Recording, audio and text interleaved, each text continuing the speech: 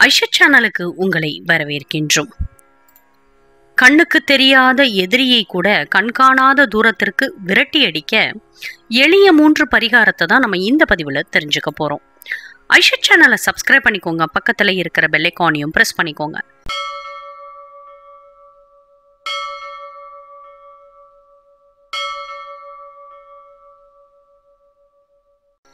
Aisha channel அன்பர்களுக்கு அன்பான வணக்கங்கள்.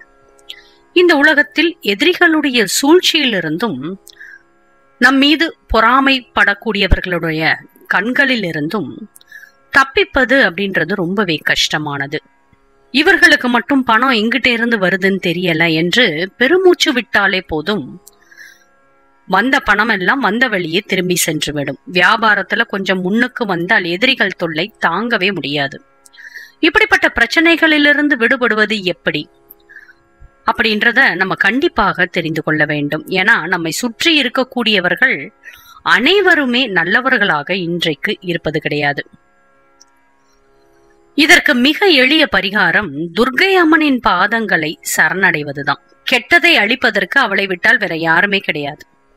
எதிரி தொல்லையிலிருந்து விலக, கண் திருஷ்டியிலிருந்து தப்பிக்க துர்க்கை அம்மனை கண்டிப்பாக ஒவ்வொரு வாரமும் நாம் வழிபாடு செய்ய வேண்டும். மிக முக்கியமாக தொழில்ல இருப்பவர்கள், நல்ல தொழில் மென்மேலும் வளர்ந்துகிட்டே போகுது அப்படின்னு இருப்பவர்கள் நிச்சயமாக துர்க்கை அம்மனுடைய பாதங்களை பற்றி கொள்ளுங்கள். இந்த எதிரிகளுடைய தொல்லை விலக முதல் பரிகாரத்தை பார்ப்போம். இதை என்னைக்கு செய்யணும் அப்படின்னு பாத்தீங்கன்னா, செவ்வாய்க்கிழமை செய்வது சிறப்பு. பூஜை அறையில விளக்கேற்றி துர்க்கை அம்மனை மனதார பிரார்த்தனை செய்து கொள்ளுங்கள். வீட்டில் எந்த அம்மன் படம் இருந்தாலும் சரி, அந்த அம்மனுக்கு முன்பாக ஒரு சின்ன தட்டு வைங்க. அந்த தட்டுக்கு மேல ஒரு வெற்றிலை, அந்த வெற்றிலைக்கு மேலே கொஞ்சமாக பச்சரிசி. உங்களுடைய கையில் சின்ன கிண்ணத்துல வாசம் நிறைந்த தாழம்பூ குங்குமம் எடுத்துக்கொள்ளுங்கள்.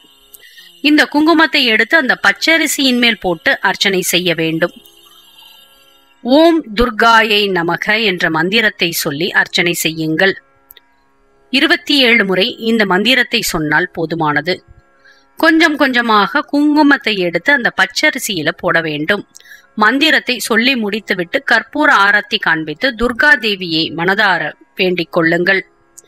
எதிரிகளால் என்னுடைய தொழிலுக்கு பிரச்சனை வரக்கூடாது, என் தொழிலுக்கும் எனக்கும் என்னுடைய குடும்பத்தாருக்கும் யாருடைய கண் திருஷ்டியும் விழக்கூடாது, அதற்கு துர்க்கை அம்பாளான நீதான் எங்களை பாதுகாக்க வேண்டும் என்று அம்பாளிடம் கேட்க வேண்டும். பிறகு அந்த வெற்றிலையில் இருக்கக்கூடிய அரிசியை அந்த குங்குமத்தோடு கலந்து கொள்ளுங்கள். மஞ்சள் நிறத்துல அச்சதை இருப்பது போல இருக்கும், சிவப்பு நிறத்தில் அந்த அச்சதை இருக்கும். இதை எடுத்து ஒரு பேப்பர்ல கொட்டி மடித்து ஒரு கவர்ல போட்டு நல்லா பேக் பண்ணிக்கோங்க. இதை எப்பொழுதும் உங்கள் கையில் வைத்துக் கொள்ளுங்கள், அல்லது பாக்கெட்ல, ஹேண்ட்பேக்ல, பர்ஸ்ல, இப்படி உங்களுடனே இதை வைத்துக் கொள்ள வேண்டும். உங்களை சுற்றி அந்த துர்க்கை அம்பாளின் பாதுகாப்பு கண்டிப்பாக இருக்கும். எதிரிகளால் அல்லது கெட்ட எண்ணம் கொண்ட கண் திருஷ்டியோடு உங்களை யார் பார்க்கிறார்களோ, உங்களுக்கோ, உங்கள் தொழிலுக்கோ, உங்கள் குடும்பத்திற்கும் எந்த ஒரு பாதிப்புமே ஏற்படாது. இது ரொம்ப எளிய பரிகாரம் தான். இந்த குங்குமம் கலந்த அரிசியை எவ்வளவு நாளைக்கு நம்ம வச்சிருக்கலாம் அப்படின்னு பார்க்கும் பொழுது, 48 நாட்கள் உங்கள் கையோடு இந்த அரிசியை வைத்திருக்க வேண்டும். பிறகு அந்த பச்சரிசியை எடுத்து கால்படாத இடத்துல போட்டுட்டு மீண்டும் இந்த பூஜையை உங்க வீட்டுல செஞ்சு அந்த பச்சரிசியை உங்களுடைய பையில வச்சுக்கோங்க. இதை குழந்தைகளுடைய பையிலையும் வச்சு அனுப்பலாம். ஆண் பெண் 2 குழந்தைகளுக்கும் பள்ளிக்கூட பையில இந்த பச்சரிசியை வைத்து அனுப்புவது சிறப்பு. அதே போல பெண்கள் இந்த 3 நாள் மாதவிலக்கு ஆனக்கூடிய சமயத்துல இந்த பச்சரிசிய வச்சிருக்க கூடாது, தொடக்கூடாது அப்படின்ற கட்டுப்பாடு எதுவுமே கிடையாது. நம்மளுடைய பேக்ல, நம்மளுடைய பர்ஸ்ல ஓரமாக ஒரு இடத்துல அதை வைத்து விடுங்கள். பெண் பிள்ளைகளுக்கு பத்திரமாக கண்ணுக்கு தெரியாத கெட்ட சக்தியிடமிருந்து பாதுகாப்பாக இருப்பார்கள். இது ரொம்ப எளிமையான பரிகாரம். இதை செய்தாலே எதிரிகளுடைய தொல்லை முற்றிலுமாக அகன்றுவிடும். இரண்டாவதாக, இதுவும் ரொம்ப எளிமையான பரிகாரம் தான். இதை செய்வதற்கு ஞாயிற்றுக்கிழமையை தேர்ந்தெடுத்துக்கோங்க. காலையில 6 மணிக்குள் இதை செய்து முடித்து விட வேண்டும். இந்த பரிகாரத்திற்கு நமக்கு ஒரு வெற்றிலை, ஒரு வாழைப்பழம், 15 கிராம்பு தேவைப்படும். வீட்டு பூஜை அறையில தீபத்தை ஏற்றி வைத்துக் கொள்ள வேண்டும். பிறகு நம்மை பார்த்தவாறு வெற்றிலையின் காம்பு இருக்குமாறு வைத்துக் கொள்ளுங்கள். அதற்கு மேல வாழைப்பழத்தின் காம்பு நம்மை பார்த்தவாறு வைத்துக் கொள்ள வேண்டும். இப்பொழுது 15 கிராம்பையும் அதனுடன் சிறிது உதிரி பூக்களையும் வலது கையில் வைத்து அதற்கு மேல் இடது கையை வைத்து சிவபெருமானை மனதார வேண்டிக் கொள்ள வேண்டும். ஓம் நமச்சிவாய நமக என்ற மந்திரத்தை 15 முறை கூற வேண்டும். ஒவ்வொரு கிராம்பாக எடுத்து அந்த வாழைப்பழத்தில் குத்த வேண்டும். இப்படி குத்தும் பொழுதும் அதே மந்திரத்தை உச்சரித்தவாறு இந்த செயலை செய்ய வேண்டும். இப்படி 15 கிராம்பையும் வாழைப்பழத்தில் குத்திய பிறகு வெற்றிலையோடு அந்த வாழைப்பழத்தை எடுத்து கையில் வைத்துக்கொண்டு ஓம் சிவசக்தியே நமக என்றும் ஓம் நந்திகேஸ்வராய நமக என்றும் 5 முறை கூற வேண்டும்.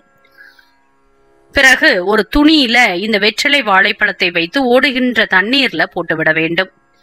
இப்படி ஒவ்வொரு ஞாயிற்றுக்கிழமையும் செய்து வர வாழ்க்கையில இருக்கக்கூடிய எதிரிகளுடைய தொல்லை நீங்கி தொழில நல்ல முன்னேற்றமான பாதையை அடைய முடியும். இதுவும் மிக எளிமையான பரிகாரம் தான். இதையும் செய்து நம் எதிரிகளுடைய தொல்லைகளை போக்கிக் கொள்ளலாம்.